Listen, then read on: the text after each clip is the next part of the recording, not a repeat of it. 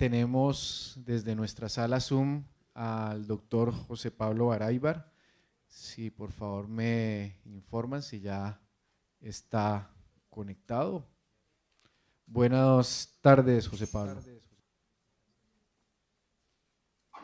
Buenas tardes, buenos días para mí, buenas tardes para ustedes. Bueno, ya tienes acá el auditorio dispuesto para escuchar tu presentación. Entonces, muchísimas gracias por acompañarnos hoy y bienvenido. Gracias, buenos días o tardes a todos ustedes. Ojalá que Luis haya conseguido una manta o algo para taparse. Aquí no hace tanto frío, debo decirlo. Tendría que haber estado con ustedes, pero por cosas de la vida o del CICR no ha sido posible, pero aquí estoy igual. Hablamos siempre del derecho a saber de las familias, que las familias tienen el derecho a saber, conocer la suerte y el paradero de sus seres queridos y todo lo demás. Ya sabemos también de dónde viene todo ese tema del derecho a saber, convenciones de Ginebra, después está básicamente incluido en la Convención Internacional para la Protección de todas las personas contra las apariciones forzadas. Esto ha sido ya parte de la jurisprudencia del sistema interamericano, de la Corte Europea de Derechos Humanos, etcétera, etcétera, etcétera. Pero para hacer una historia compleja, corta y rápida, nos quedamos solamente con dos temas. El derecho a saber se compone básicamente de la suerte y el paradero. Y quiero volver a esto un momento porque sonará banal, pero no es tan banal. Pero las personas desaparecen, es la pregunta. Pues claro, nadie desaparece, ¿no? Quiero decir, nadie es un acto de magia. Realmente el tema no. Pero si hablamos de desaparición, entre comillas, de personas, prácticamente, hablamos de la interacción de atributos que las personas tienen y un contexto determinado. Y quiero profundizar en esto un momento. El desaparecido es un término genérico, ¿no es cierto? No es solamente desaparición forzada de personas, es un término genérico. Cualquier persona cuya suerte nuevamente no es conocida por un tercero, no en relación a sí mismo, sino a un tercero, ¿cierto? Yo puedo estar preso, puedo estar en un sótano, donde sea, y yo tengo una cierta conciencia de dónde me encuentro. En la medida en que un tercero, un familiar o quien sea, no sepa de mí, es que me hace desaparecer. Y todas las cosas son como muy, muy elementales, pero puede que no lo sean tanto. Las variables, los atributos de cada persona pueden ser múltiples, ¿no es cierto? O sea, muchísimos. Podemos listar muchísimas variables en un momento, y los contextos pueden ser muchísimos. Conflictos armados, situaciones de violencia determinadas, regímenes autoritarios, etc. Entonces podríamos decir básicamente que hay atributos personales, ¿no es cierto?, de cada individuo, dónde viven, qué hacen, qué edad tienen, un grupo étnico, estado civil, género, políticas, militancias, etcétera, recursos socioeconómicos, lo que queramos. Y cada uno de estos factores o atributos, o todos juntos, o algunos de ellos, van a estar interactuando con situaciones contextuales diferentes. Y aquí puse una imagen básicamente de gente muy tatuada, y yo te aseguraría que en cierto país uno andaría con tatuajes por el estilo, por más que no sea parte de un grupo criminal, terminaría preso. Hay una interacción entre ambas cosas, casi que es una cosa orgánica, pero que es importante tomarla en cuenta. De la misma manera, y poniéndonos un poco más académicos, podríamos decir básicamente que en el caso del Perú, mi país, por ejemplo, la Comisión de la Verdad encuentra, ¿no es cierto?, una relación absolutamente notoria entre la situación de pobreza y la exclusión social, y que esto se genera con una probabilidad de convertirse en víctima de la violencia, ¿no? Yo podría decir, por ejemplo, ¿no es cierto?, los atributos que las personas tenían eran, por ejemplo, agricultores, campesinos, eran quechohablantes, pertenecían a un grupo socioeconómico pobre, eran habitantes de zonas rurales, contextos que había un conflicto armado interno, las zonas estaban bajo comando político-militar, había garantías constitucionales reducidas. Esta combinación de cosas, este cóctel, genera que esas personas, entre comillas, desaparezcan. Bien. Quisiera un poco la búsqueda ahora, porque hay una tendencia, creo yo, a hablar de la búsqueda, pero en términos muy específicos. De aquí quiero hablar de la búsqueda en términos más amplios, sin importarnos que la persona esté básicamente viva o muerta. Y el tema de buscar es básicamente para poder responder, o buscamos para encontrar. Por lo tanto, la búsqueda es un medio, es un fin en sí mismo. El objetivo final es encontrar respuestas. La persona está viva, pues se le pregunta con la familia, la persona está muerta, se le puede ayudar a las autoridades básicamente a poder identificarlo. Y en caso, por ejemplo, que no hubiera cuerpo, ¿qué tipo de respuestas habría que dar las familias? ¿Basadas en qué? ¿No? Es la parte más importante. ¿Cómo construir esas respuestas? Bien, es una suerte de mind map que nos podría ayudar a entender que el derecho a saber se aplica de alguna manera a través del proceso de búsqueda. El proceso de búsqueda básicamente se divide en el de tener la suerte y el paradero. Pero acá viene el pequeño problema, y es por eso que sería importante, cuando hablamos del derecho a saber, no repitamos simplemente el tema de suerte y paradero como que no tuviera nada que ver con nada. La suerte es una categoría binaria. Hay solamente dos suertes, o vivo o muerto. No hay nadie medio vivo ni medio muerto. Es simplemente o una o la otra, son excluyentes. Y el paradero, básicamente, es el que sella la suerte. El paradero es el contexto. ¿No? Y este contexto es el que va a definir una suerte determinada. A una persona se la detienen y la meten presa, esa persona está viva, su suerte está viva. Habrá que encontrarla, en dónde se encuentra. Pero una persona se lleva a otra, la dispara, la mata, la entierra, y está muerta. La parte del muerto genera actividades forenses puntuales, ¿no? Prospección, exhumación, análisis, todo lo que han estado básicamente hablando. Pero el tema es que si bien hay suerte sin paradero, ¿okay? El paradero genera una suerte en particular. Y creo que ahí estamos un poquito atracados. Y quiero darles unos ejemplos más prácticos para que no nos quedemos aquí en un rollo teórico que no sirve para mucho. Quiero que hablemos entonces de algunos dilemas forenses, ¿no es cierto? Y cómo hemos llegado a construirlos, porque ahí viene básicamente el tema. ¿Cómo hemos llegado hasta aquí, básicamente? Y acá tienen a una persona parte de esa historia, que es Luis, por ejemplo, que es importante que esté ahí con una parte de la historia, ¿no es cierto?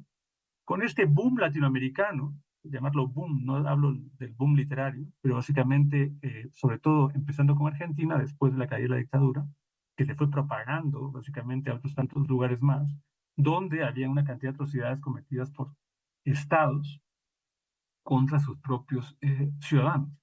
Y en la época, de manera pionera, ¿no es cierto?, la intervención básicamente ante tales procesos fue la arqueología, la antropología física, ¿no? Que luego se bautizó un poco en sus lares también como forense. Entonces, por ejemplo, la arqueología nos permitió aplicar técnicas específicas para poder recuperar el contexto, evidencia social. Luis Abra, ya está, eso se ha publicado tantísimas veces, que antes pues, la gente iba y metía no sé qué, una pala y sacaba los huesos de cualquier manera y los metía en una bolsa y todo estaba mezclado. Y acá el tema es básicamente poder aplicar una metodología puntual, técnicas puntuales. O sea, esos restos humanos, básicamente, analizados también desde una perspectiva de antropología física o lo que fuera, permitieron, ¿cierto?, establecer quiénes eran, no solamente si era un hombre, una mujer, la edad que tenían, etcétera, ¿no? Cosas que hasta ahora, 800 años después, mucha gente piensa que no es posible, ¿no? Y esto de aquí permitió también generar interpretaciones probables, ¿no es cierto?, que pudieran respaldar la hipótesis de un caso, que pudieran ser judicializadas finalmente. O sea, qué bueno, se creó prueba finalmente, objetiva. En el año 2003,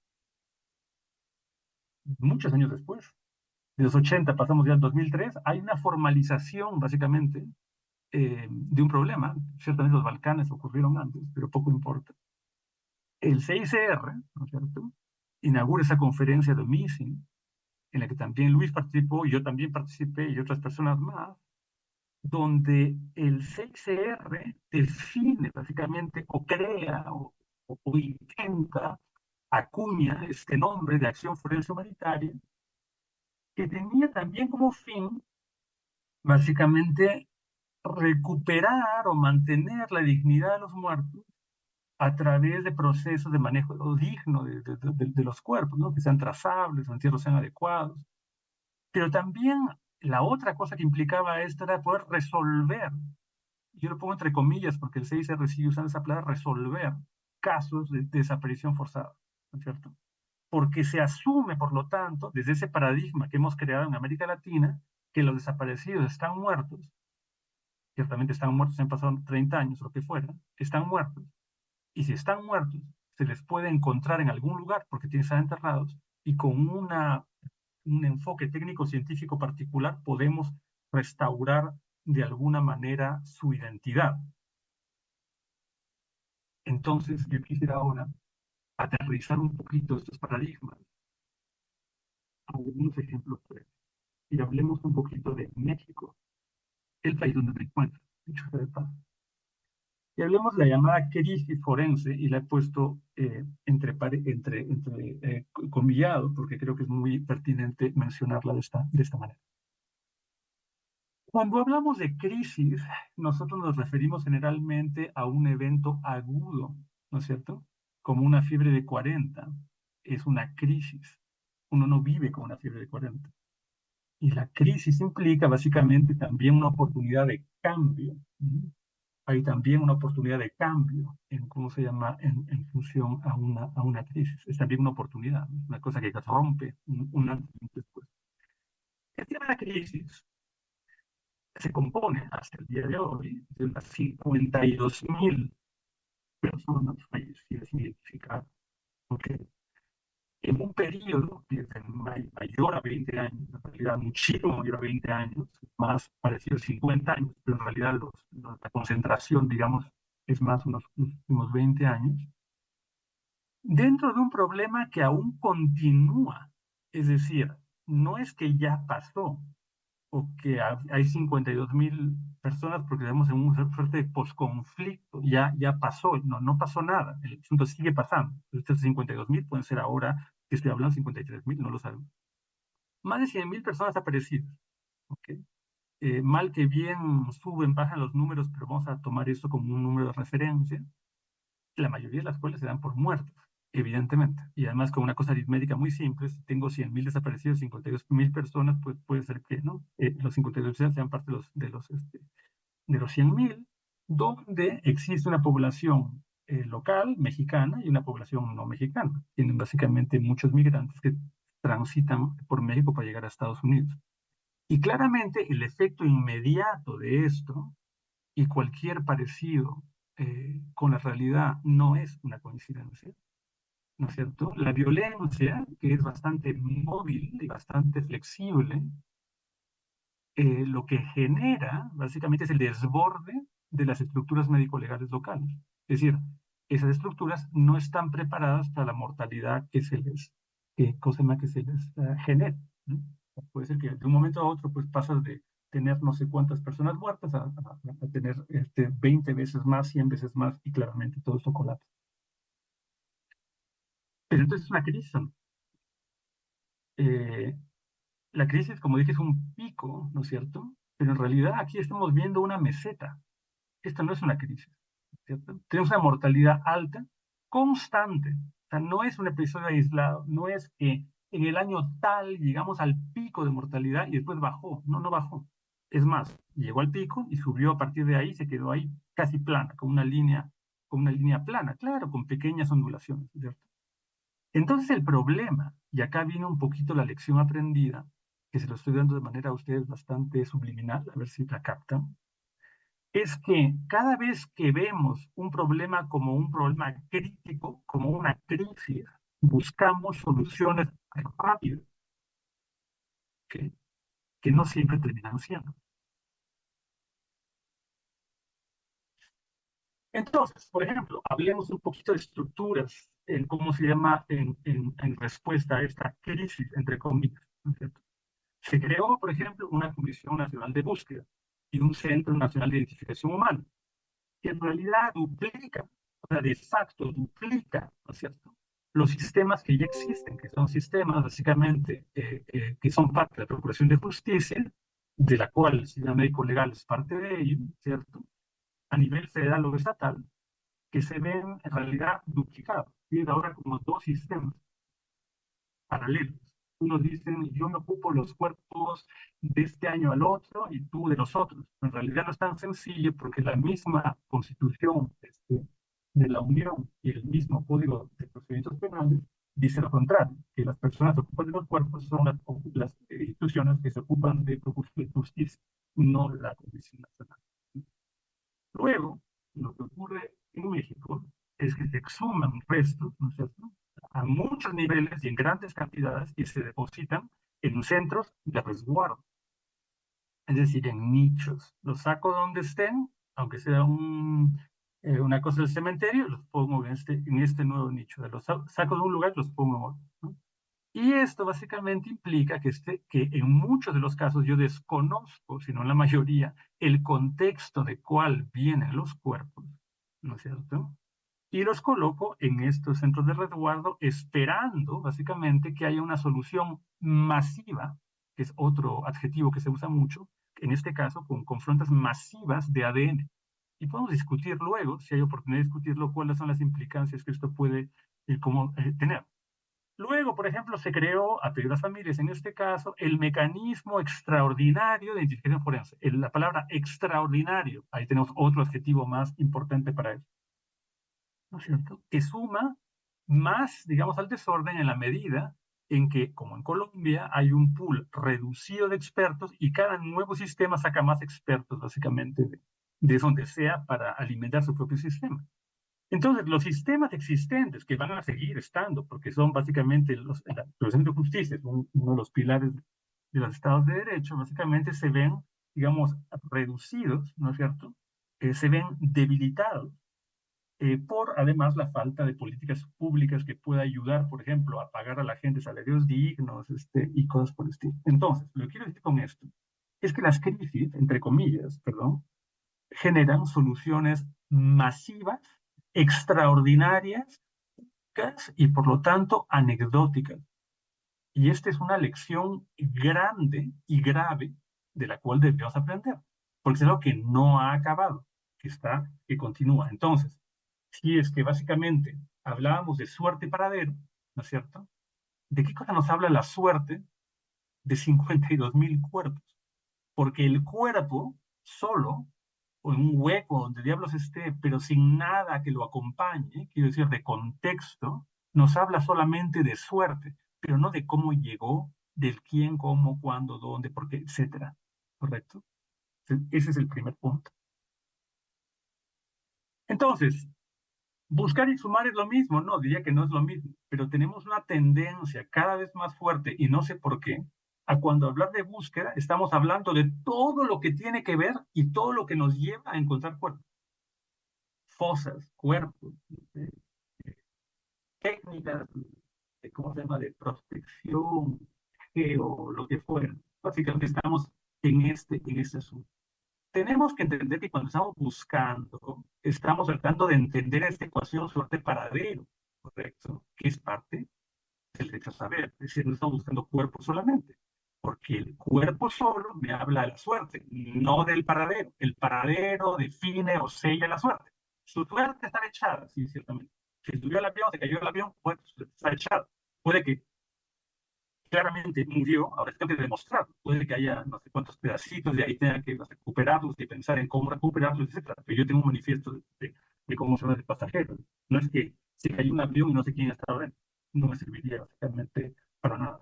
Tampoco estoy tratando de decir aquí que no hay que exhumar a nadie porque hay que saber lo que le pasó a cada uno de los 100.000 desaparecidos o los que haya, y solamente habrán casos que sean mucho más avanzados que otros y hay mucha información contextual, pero no creo que sea el caso siempre.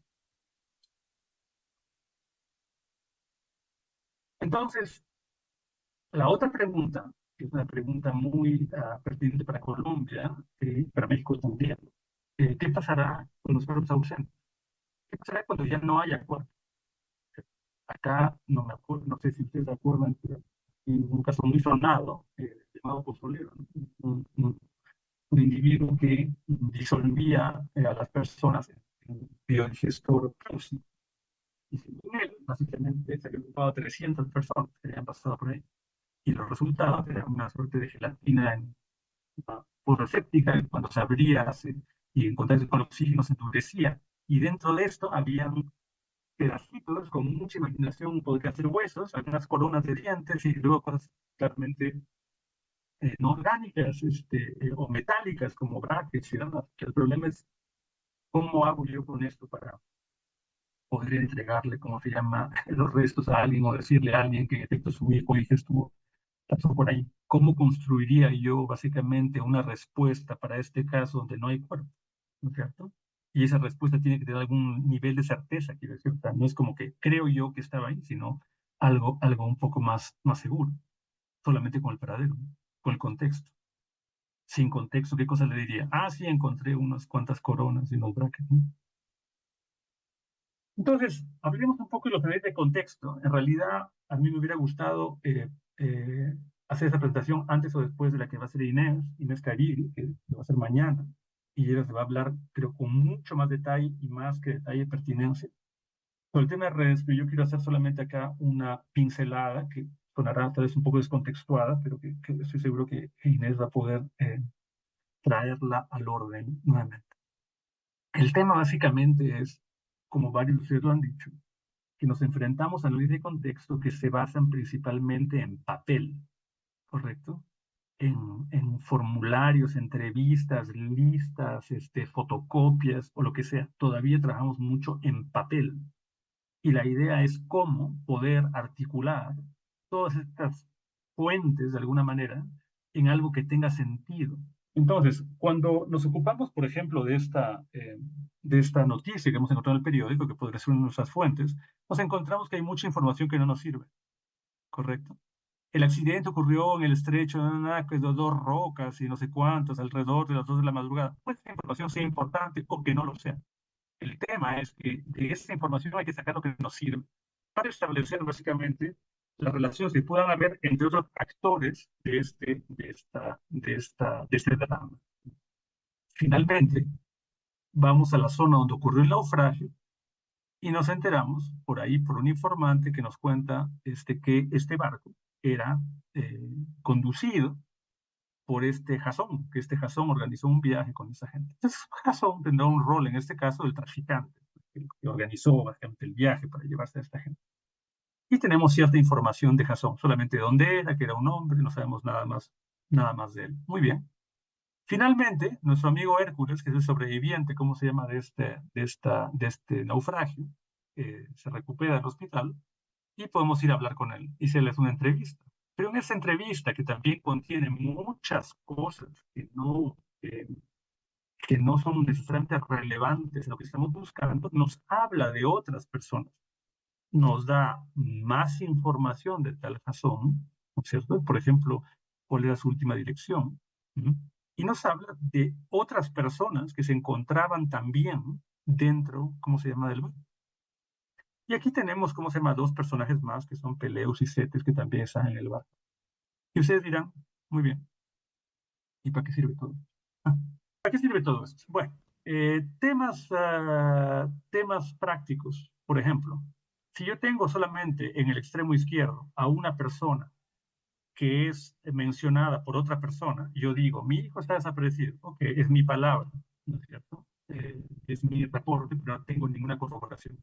En la segunda instancia aparece un sobreviviente que menciona a mi hijo desaparecido. Entonces yo tengo una corroboración externa a este caso. Luego, en el lado derecho aparece un testigo, ¿no es cierto?, que habla también de mi hijo desaparecido y tengo ya dos corroboraciones de dos fuentes. Por lo tanto, es importante. El testigo habla de dos personas más que tendrá que repetirse la misma operación. En este caso, tenemos a dos personas, que son dos sobrevivientes, que son los cuadraditos verdes que ven ustedes, que nos hablan de una cantidad de personas, ¿no es cierto?, parte de las cuales son mencionadas independientemente por un testigo que es el triangulito. Por lo tanto, puedo en este caso corroborar que esas personas se encontraban, por ejemplo, juntas, ¿no es cierto?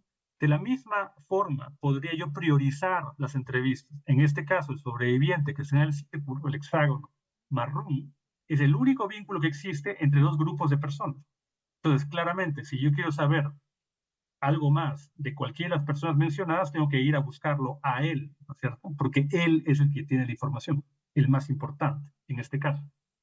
En este caso, por ejemplo, tenemos que el triangulito azul que ven ustedes ahí es el único vínculo que une de esos subsistemas, tanto para arriba como para abajo, de personas mencionadas. Por lo tanto, si quiero sacar más información de algún tipo o volverle a preguntar algo, tengo que ir hacia él. De la misma manera, básicamente, si quiero colectar información ante morte, muestras de referencia para ADN o lo que fuera, en este caso iré a buscar al sobreviviente, ¿no es cierto? Al sobreviviente y al testigo, que son las personas que hablan de la persona buscada número uno. Es decir, la persona buscada número uno, en este caso su familia, será la primera persona a la cual tenga que yo que visitar, porque hay dos fuentes independientes que la mencionan. Mientras que la persona buscada dos es mencionada solamente por el testigo y quedará en segundo lugar. Bien, entonces, ocurre un barco que sale básicamente de la zona del Sáhara Occidental, al sur de Marruecos, la zona ocupada, hacia las Islas Canarias. Este barco básicamente sale con 33 personas, no llega a ninguna parte y las gentes, las familias empiezan a llamar por teléfono, a llamar WhatsApps, emails, lo que sea. Cada triangulito invertido o no son básicamente las fuentes que nos hablan de un montón de gente. Nos empiezan a decir, oiga, mi hijo, mi hija, quien sea. Al final recibimos un montón de nombres que en realidad eran los mismos nombres escritos de manera diferente o fonéticamente pronunciados de manera diferente que constituían una cantidad de identidades únicas. Esas identidades únicas básicamente llegan a 31 y forman una red más o menos articulada. Nos quedan unas personas por fuera, pero la red queda más o menos articulada. La información de esta red se pudo actualizar, ¿no es cierto?, a 33 con mayor información que llegó, y el tema es que esta gente finalmente llegó, no a donde tenía que llegar, sino a otro lugar, a Cabo Verde en este caso, y la barca que tenía solamente 2 cuerpos. Es decir, nos faltaban 31 personas. En este caso, eso lo que quiero decir es, ¿qué pasa si no hay cuerpos? Los cuerpos estaban bajo el mar, ya no había forma de recuperarlos. Pero habían 2 personas de esta red que fueron recuperadas muertas, con documentos y demás, y de los demás no existían. Y al final teníamos que dar una respuesta bastante clara, contundente a las familias, que pueden no aceptarla, pero decirles, mire, sabemos que su hijo o hija se encontraba ahí y que estaba en contacto con tales otras personas. Bien. Dentro de los 2 minutos que me faltan, quiero solamente mostrarles esto de aquí. Es un programa relacional que nos permite hacer lo mismo que hemos visto con Hércules y con Jasón y con todos ellos, y que se basa en lo que se construyera con Inés casualmente en los proyectos que tuvimos en la migración hacia Europa, que eran programas standalone, y lo que hacen básicamente es nos permiten trabajar de manera articulada en una plataforma en la cual podemos tener una cantidad de usuarios y una cantidad de equipos, que serían nuestros casos, y cada uno con roles diferentes, administrador o lo que fuera. Y podemos tener cuantos usuarios queramos en cuantos equipos queramos. Es una base que nos permite crear nuestros propios campos, es decir, el formato en que queremos extraer información lo hacemos nosotros. Y podemos crear listas preescritas de variables que queremos básicamente atribuir a cada uno de los campos. El sistema automáticamente nos permite, por ejemplo, revisar por duplicados 4 veces al día y nos va diciendo, oiga, estos casos acá se parecen mucho, tienen un índice de similitud de tanto por ciento, y básicamente bórrelo o simplemente elimínelo o haga lo que quiera con él. Acá podemos entrar los ítems, y los ítems pueden ser nombres, coordenadas, cosas, lo que queramos, no tienen que ser simplemente nombres.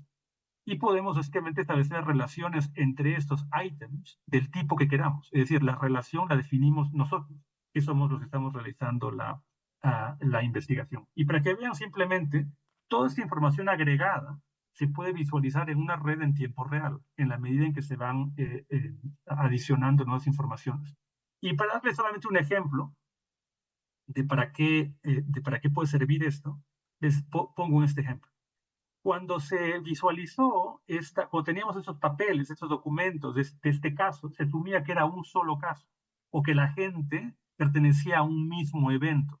al poder visualizar la red nos damos cuenta que no se trata de un mismo evento. Se tratan de al menos dos núcleos importantes de información que pueden constituir dos eventos separados y tenemos unos outliers por ahora que con más información, tal vez o no, se puedan atribuir a uno de los eventos.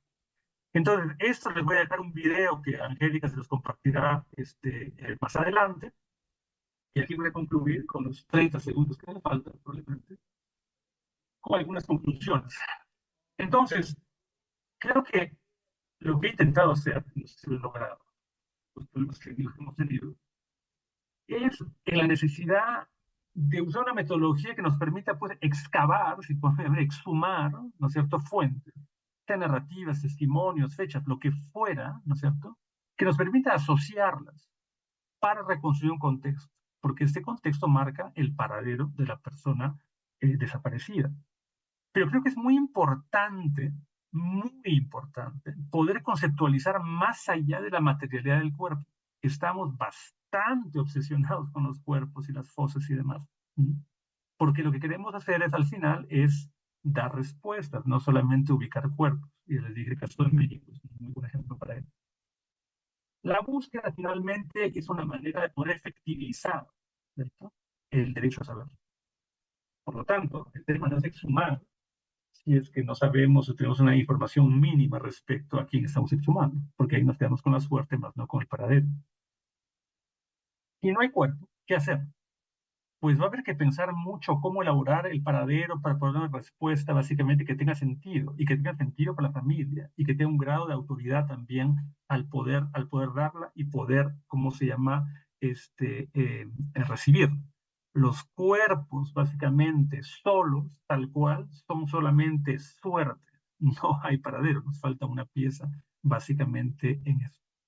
Entonces, creo yo básicamente que tenemos que ir considerando cada vez más los escenarios cada vez más complejos en los cuales el cuerpo no existe, sea por motivos tafonómicos, sea por motivos básicamente de acciones concretísimas de personas que han querido disolverlo, quemarlo, destruirlo de alguna manera, y concentrarnos más en los paraderos o en el paradero para poder dar respuestas básicamente más autorizadas hacia las familias. Gracias. Bueno, muchas gracias, José Pablo. Voy a mencionar solo algunos elementos que has destacado. El primero, es necesario comprender cómo se organiza de manera lógica el proceso de investigación forense. Nos hablas también de eh, eh, que se deben también comprender las características cualitativas, cuantitativas del fenómeno y la descripción a nivel general y particular, la necesidad de coordinar las actividades y responsabilidades del sistema forense legal, un problema de unificación de información sobre desaparecidos en distintas bases oficiales, y finalizas planteándonos una documentación, la necesidad de una documentación con fuentes que permitan un análisis que se basa en un proceso de construcción de información estructurada y relacional. Entonces, lo que destaco de la presentación, obviamente hay unos elementos de carácter conceptual que son un poco más profundos en tu presentación.